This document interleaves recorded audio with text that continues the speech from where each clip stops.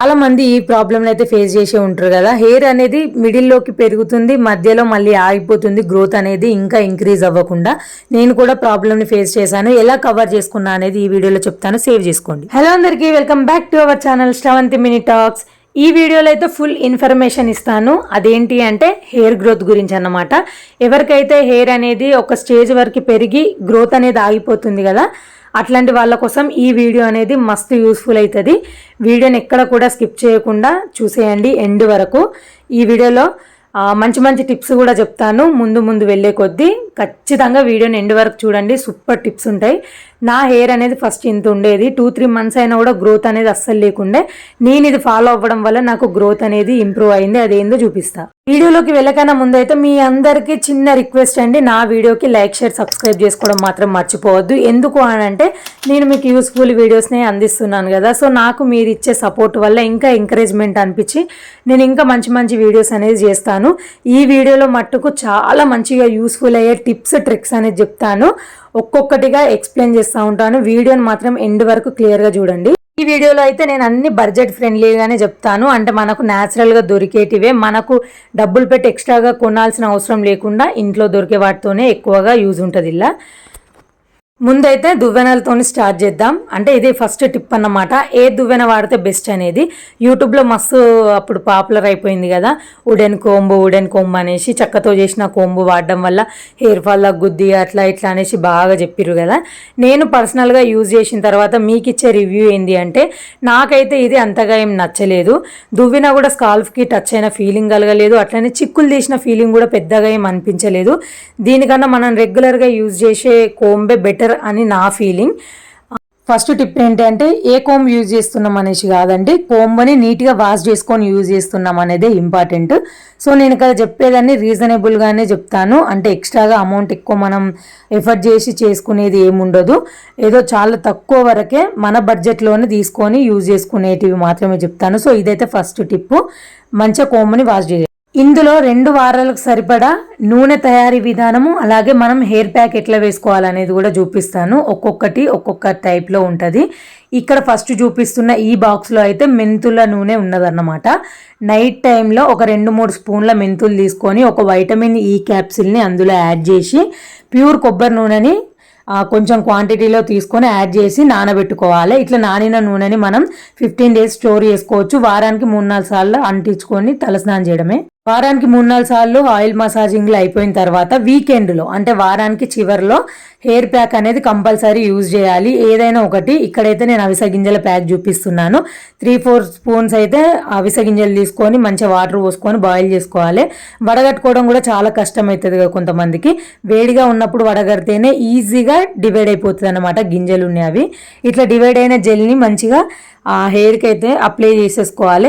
ఎవరికైతే హెయిర్ రఫ్గా ఉంటుందో, ఫ్రీజీగా ఉంటుందో, ఎక్కువ హెయిర్ స్మూత్ లేకుండా బరకగా ఉంటూ హెయిర్ గ్రోత్ అనేది ఆగిపోతుంది కదా, అట్లాంటి వాళ్ళకు ఇది అనేది మంచిగా యూజ్ అవుతుంది. మంచిగా 2 పార్ట్స్గా డివైడ్ చేసి హెయిర్ని మంచిగా అప్లై చేసేసుకోవడమే. చాలా మంచి బెనిఫిట్స్ అనేది ఉంటాయండి.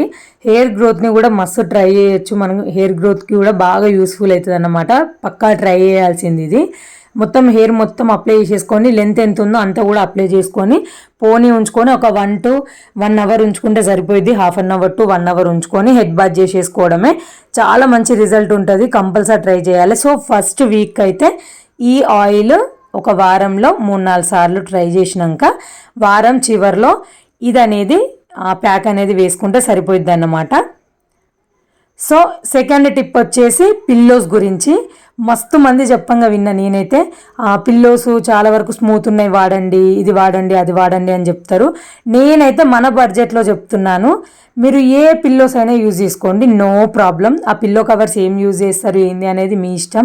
కాటనా, సిల్కా, ఎట్లా అనేది ఏంది మీ ఇష్టం. కానీ దాన్ని ప్రాపర్గా వాష్ చేసుకోండి. బెడ్ మీద వేసే బెడ్షీట్ని కూడా ప్రాపర్గా వాష్ చేసుకోండి. ఎందుకంటే మన స్కిన్కైనా హెయిర్కైనా దుమ్ము ధూళి తగలొద్దు.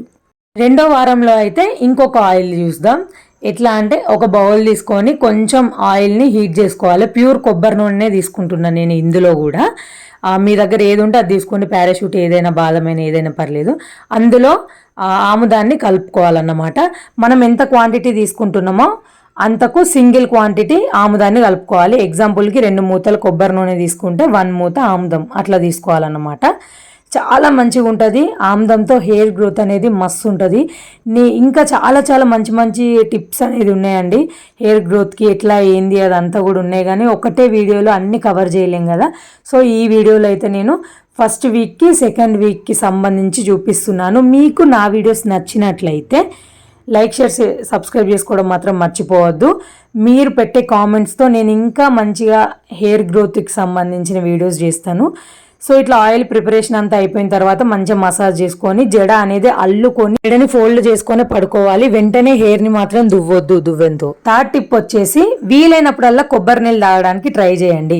కొబ్బరి నీళ్ళు హెయిర్ గ్రోత్కి మస్తు యూజ్ అవుతుంది. హెయిర్ ఆయిల్ చూపించేసిన కదా, ఆ ఆయిల్ అనేది కూడా సేమ్ వారంలో 3-4 సార్లు అప్లై చేసేసుకోవడం, హెడ్ బాత్ చేసుకోవడమే. ఇప్పుడైతే నేను నైట్ ఆయిల్ అప్లై చేసేసుకున్నా కదా, దాని మీదనే హెయిర్ ప్యాక్ అనేది వేసుకుంటున్నా. ఎందుకు అని అంటే ఇప్పుడు నేను చూపించే ప్యాక్ అనేది డ్రైగా ఉంటుంది. అందుకోసం ఇట్లా ఆయిల్ యూజ్ చేసిన తర్వాత వేసుకుంటేనే మంచి ఫీలింగ్ ఉంటుంది అన్నమాట. దీనికోసం అయితే 2 స్పూన్ల గుంటగరగరాకు పౌడరు, అలాగే 2 స్పూన్లు ఉసిరికాయ, కుంకుడుకాయ, శిక్కకాయ, ఈ 3 మిక్స్డ్ పౌడర్ అన్నమాట. ఈ 2 స్పూన్లు ఇవి తీసుకున్న తర్వాత వాటర్ అనేది యాడ్ చేసుకొని దీన్ని మంచిగా కన్సిస్టెన్సీని కలుపుకోవాలి. మీ హెయిర్ లెంత్, మీ హెయిర్ థిక్నెస్ దాన్ని బట్టి కూడా తీసుకోవచ్చు. ఇంతే తీసుకోవాలని ఏం లేదు. నేనైతే ఇందులో గుంటగరగరాకు, భృంగరాజ్ అంటారు కదా, అది ఉన్ని, అలాగే ఉసిరికాయ, కుంకుడుకాయ, శిక్కకాయ, వీటి పౌడర్ని తీసుకున్నాను అన్నమాట. ఇది షాంపూ లాగా యూజ్ అవుతుంది. సో చాలామంది చెప్పరు, మస్తు మంది ఇది వాడండి బాగుంటుంది, ఇది వాడండి బాగుంటుంది అని అంటారు. కానీ నేను మీకు ఒక మంచి ఇన్ఫర్మేషన్ ఇవ్వాలనుకుంటున్నాను. ఏంటి అని అంటే ఇది మనం డైరెక్ట్ షాంపూ టైప్లో కూడా తయారు చేసేసుకోవచ్చు. అంటే కుంకుడుకాయలని అట్లా తీసేసుకొని నానబెట్టి షాంపూలాగా చేసుకోవచ్చు కదా.